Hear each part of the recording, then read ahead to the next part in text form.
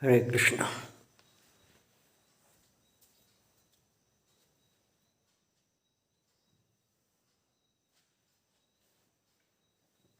हरि ओम तत्सत।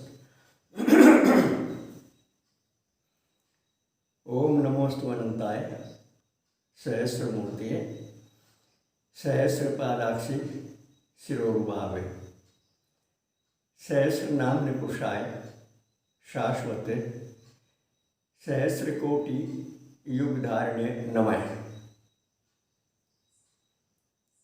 आओ प्यारे बहन भाइयों, प्यारी प्यारी जीवात्माओं, प्यारे प्यारे राजकुमारों, प्यारी प्यारी राजकुमारियों, सुबह के समय का सदुपयोग कर आत्मचिंतन का रास्ता प्रशस्त करें और इसी घर परिवार कारोबार में रहते हुए जल में जैसे कमल रहता है ऐसे रहने का अभ्यास करें। आज दिन बुधवार है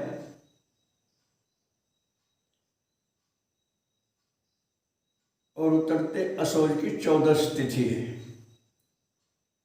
विक्रमी संवत 2077, अंग्रेजी तारीख 30 सितंबर सन 2020।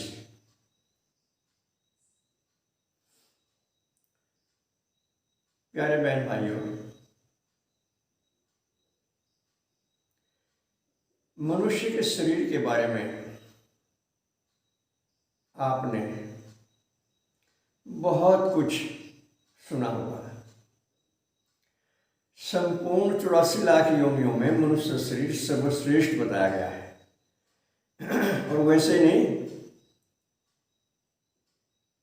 वास्तव में अगर हम तटस्थ होकर सोचें, निष्पक्ष होकर सोचें और अपने पूर्वज ऋषि मुनियों के जीवन चरित्रों को पढ़ें, अवलोकन करें और धर्म ग्रंथों का सार समझने का प्रयास करें तो ये निसंदेह सत्य है। परंतु यदि मनुष्य होकर भी हमारे अंदर मनुष्यता के लक्षण प्रकट नहीं है तो हम भूल में हैं। और इस भूल को दूर करने के समय समय पर अनेक अनेक महापुरुषों ने अनेक अनेक प्रकार के बड़े शॉर्टकट रास्ते बताए हैं। भगवान कृष्ण ने भी गीता के दूसरे अध्याय में कई बातें बड़ी मार्मिक कही है। एक तो इस बात पर ध्यान दें कि कछुआ जैसे अपने अंगों को समेट लेता है, कब? जब भी कभी उसे किसी आक्रमण का भय होता है तो अपने अंगों को अंदर कर लेता है और सुरक्षित हो जाता है। तो ऐसे ही जब जब हमें अज्ञानता का, माया मोह का या काम क्रोध आदि का आवेश होता नजर आए तो हम भी तुरंत सावधान होकर भगवत चिंतन में लग जाएं, आत्मचिंतन में लग जाएं। और काम तो हमेशा शरीर करता है, मन में विचार आते हैं और शरीर काम करता है।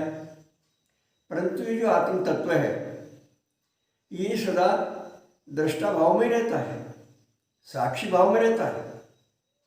ये कोई काम नहीं करता, न ये सोचता है, न विचारता है और न करता है। थोड़ा इन बातों को शांतिपूर्वक, प्रेम के साथ और श्रद्धा के साथ मनन करें, चिंतन करें। मनन काम मन का है, चिंतन काम चित्त का है और निर्णय लेना बुद्धि का काम है। आत्मा तत्व जो है वो इन सबसे परे है। सबसे पहले तो हमें इस बात पर आना चाहिए कि हम जो कर्तापन का भाव दिल और दिमाग में समाये बैठे हैं वो गलत है। हम करता नहीं है। ये तो हो रहा है। भगवान श्री कृष्ण ने कहा, दूसरे दया को गीता का सार कहा जाता है। कई बात बहुत मार्मिक है इसमें कि सत का कभी अभाव नहीं होता और असत में स्थिरता नहीं होती। हमें जो शरीर और संसार में स्थिरता नजर आती है वो बड़ी भयंकर भूल है। तनिक विचार करें, स्थिरता उसे कहते हैं जो जिसमें बदलाव ना हो। कोई चीज ऐसी नहीं है शरीर और संसार में जो बदलती नहीं, इसलिए सत नहीं हो सकती। ये सब असत वर्ग में आते हैं,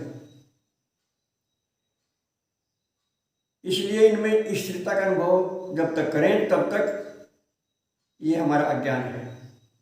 और अज्ञानियों को भगवान कृष्ण ने गीता के दूसरे अध्याय में नपुंसक बताया है, अर्जुन को भी नपुंसक बताया है। हालांकि नपुंसक शब्द प्रसंग के अनुसार कई प्रकार के अर्थों में प्रयुक्त होता है। एक नपुंसक वो भी होता है जो गृहस्थ धर्म में अपने जीवन साथी को संतुष्ट ना कर सके, वो भी नपुंसक होता है। लेकिन ये जो नपुंसक शब्द है यहाँ, ये उसके लिए आया है कि जो पढ़कर भी, सुनकर भी, जानकर भी, स्वीकार करके भी प्रयोग नहीं कर पाता उस ज्ञान को, वो नपुंसक है। इसमें बहुत बड़ी संख्या में हमारे मानव समाज के लोग आ जाते हैं। तो नपुंसक जैसे वीर नहीं होता,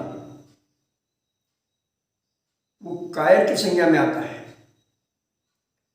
तो इस नपुंसकता से हम बचें। एक और बात भगवान ने गीता में कही है दूसरे अध्याय में कि ये जो काम शब्द है इसको गहराई से परखो। दो अर्थ हैं इसके। काम का मतलब काम वासना भी है, घर गृहस्थी जिससे वंश वृद्धि होती है, और काम का अर्थ कामना भी है, इच्छाएं भी हैं। दोनों ही प्रकार के अर्थों को लेकर जब तक हम सार रूप ना समझ लें तो इस काम से बचें, अनावश्यक काम से बचें, अनावश्यक वासना से बचें, अनावश्यक इच्छाओं से बचें। क्योंकि जब ये काम उत्पन्न हो जाता है तो इससे इसकी पूर्ति ना होने से क्रोध पैदा होता है। कामनाओं की पूर्ति ना हो तो क्रोध पैदा होता है, और क्रोध से मोह आ जाता है, और मोह से स्मरण शक्ति नष्ट हो जाती है, यादगिरी खत्म हो जाती है, और यादगिरी खत्म होते ही बुद्धि खत्म हो जाती है, और बुद्धि खत्म होते ही इस प्राणी का एक प्रकार से सर्वनाश हो जाता है। ये कितना ही बोले, कुछ भी कहे और खुद में अपने आप को कुछ भी समझे, सब बेकार हो जाता है। क्योंकि हर चीज के लक्षण है, और फिर भगवान की वाणी तो अमोघ होती है। इसमें तो उंगली रखने को गुंजाइश ही नहीं होती। सत्स्वरूप है भगवान, प्रेम स्वरूप है, आनंद स्वरूप है, और हम आत्मा भगवान का अंश हैं। हमारे में भी वही गुण होने चाहिए। हम भी आनंद स्वरूप, प्रेम स्वरूप, ज्ञान स्वरूप, सुख स्वरूप हैं। और वर्तमान में हमारी स्थिति क्या है, कम से कम कभी तो इसकी तुलना कर लिया करें। कई बार हम अपने को परेशान पाते हैं, दुखी पाते हैं, भयभीत पाते हैं, निराश पाते हैं, जो हमारे लिए योग्य नहीं है। तो इसलिए इन बातों का बार बार चिंतन करके और स्वयं में स्थित होने के लिए, आत्मपद में स्थित होने के लिए मन वचन कर्म से एक होकर गीता शास्त्र के अनुसार अथवा किसी अन्य शास्त्र के अनुसार या गुरुजनों के बताए रास्ते के अनुसार या अंतरात्मा के अनुसार हम स्वयं को ढालें। आलस्य ना करें, लापरवाही ना करें, प्रमाद ना करें, हर अक्षर सावधान रहें। और ऐसा हम उसी समय कर सकते हैं जब हमारा विवेक जागृत हो, और हम कभी उसका अनादर करने की भूल ना करें। विवेक कभी सोता नहीं है, हमेशा बुद्धि में स्थित रहता है। जैसे प्रयोग ना करने से लोहे का कोई शस्त्र, जैसे फावड़ा, कुल्हाड़ी, दांती आदि रखे रहो वर्षों तक छेड़ो ना में, उन पर जंग आ जाता है। ऐसे ही विवेक का प्रयोग ना करने पर भी विवेक ऐसा हो जाता है जैसा हमारे पास हो ही ना,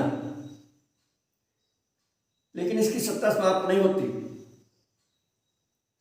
बुद्धि दौर्बल्य से, बुद्धि की दुर्बलता से और हर वक्त विकारग्रस्त होने से हम भूल जाते हैं कि हम कौन हैं,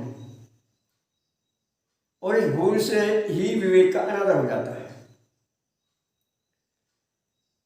यदि विवेक का हम आदर करें तो कोई कारण नहीं कि इसी जीवन में आत्म साक्षात्कार ना हो, अवश्य होता है। तो इसलिए समय मिलते ही गीता जैसे शास्त्रों का अध्ययन करें, महापुरुषों की वाणी जो सुनी हुई है उन पर प्रयोग करें। केवल सुनकर बोलना ही ज्ञान नहीं है। कई वीडियो हम आपको बता चुके हैं, वाक्पटुता बोलने की कला होती है, वो ज्ञान नहीं होता। ज्ञान प्रयोग का नाम है। समझिए, जानिए, जागिए और हर कीमत पर विवेक का आदर कीजिए। ज्ञान अज्ञान की अलग अलग पहचान है। अज्ञान में निराशा है, दुख की अनुभूति है, परेशानियां हैं, क्लेश है, लड़ाई है, झगड़े हैं, टेंशन है। ये सब अज्ञान के लक्षण हैं। और इन्हें साथ रखते हुए भी हम अगर अपने को ज्ञानी माने तो बहुत भयंकर भूल है। और भूल को भूल नहीं समझते तो दूर नहीं होती। इसलिए उठिए, जागिए और सदा आत्मचिंतन करते हुए, अपने को आत्मा समझते हुए इस पूरे संघात पर नियंत्रण करिए। अंतःकरण सहित पूरे संघात पर नियंत्रण करना, यही तो भक्ति का लक्षण है, यही तो ज्ञान का लक्षण है। इसी में तो हमारी मनुष्यता सफल होती है। और ये शक्ति है हम सब में, क्योंकि शक्ति के केंद्र परमात्मा सदा हमारे हृदय में स्थित है। अगर आप प्रमाणित कर सकें कि परमात्मा हमारे हृदय में नहीं है तो हम स्वीकार करेंगे आपकी बात, लेकिन प्रामाणिक शास्त्रों के द्वारा, आत्मबोध महापुरुषों की वाणी के द्वारा प्रमाणित ही प्रमाणित माना जाता है। मूढ़मति से कहना उसका कोई औचित्य नहीं होता। तो इसलिए बिना समय गंवाए करवट बदलिए। अगर जीवन में निराशा है, अंदर कुछ है, बाहर कुछ है, किसी के हितों को नुकसान पहुंचाया जा रहा है, झूठ को सच माना जा रहा है, तो इस भयंकर विस्फोटक स्थिति से बचिए और केवल संकल्प करिए कि अब हम ऐसा नहीं करेंगे। संकल्प शक्ति में जितनी दृढ़ता होगी, इच्छा शक्ति में जितनी दृढ़ता होगी, उतनी ही सफलता में शीघ्र मिल जाएगी। बस आज इतना ही। सर्वे भवन्तु सुखिनः, सर्वे सन्तु निरामया, सर्वे भद्राणि पश्यन्तु, मा कश्चित् दुःखभाग् भवेत्। हरि ओम तत्सत।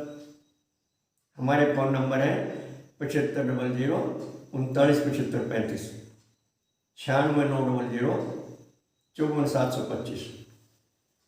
ओम शुक्राय नमः।